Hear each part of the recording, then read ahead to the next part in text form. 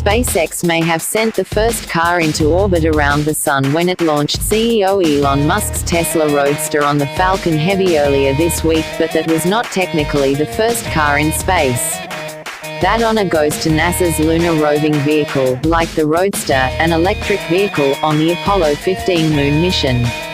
The space agency sent 3 rovers to the moon, with astronauts on Apollo 15, 16 and 17. The vehicles helped the explorers get around and lug the samples back to the spacecraft. Apollo 15. During Apollo 15, which launched to the moon in 1971, astronauts David Scott and James Irwin, Al Worden stayed in the command module in orbit around the moon, used the first lunar roving vehicle to bring rock and soil samples back to the lunar module Falcon. The car was battery-powered and weighed 77 pounds on the moon, but 462 pounds on Earth.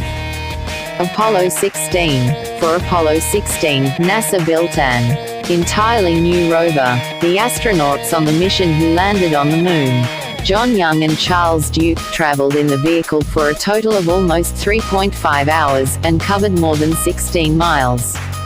Astronaut Ken Mattingly stayed in orbit around the moon. Apollo 17. The third and final car to land on the moon was the Apollo 17 rover, which astronauts Gene Cernan and Jack Schmitt used to cover the terrain while Ron Evans continued to orbit in the command module.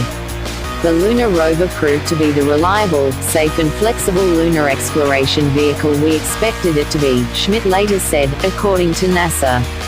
Without it, the major scientific discoveries of Apollo 15, 16, and 17 would not have been possible, and our current understanding of lunar evolution would not have been possible. It took lots of planning before NASA was ready to send an electric rover to the moon to assist its astronauts.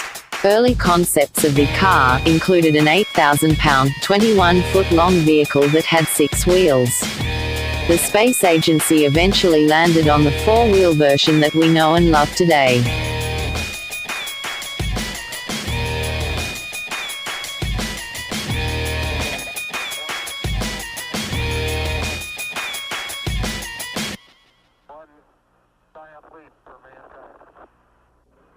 Columbia, this is Houston, AOS, over.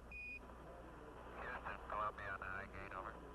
Roger, the EVA is progressing beautifully. They're setting up the flag now.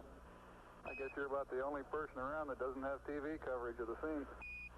That's all right, I don't mind a bit. They've got the flag up now, and you can see the stars and stripes on the lunar surface. Are you getting a TV picture now, Houston? Neil, yes, we are getting a TV picture. You're in our field of view now. I'd like to evaluate the various paces that a person can traveling on the lunar surface.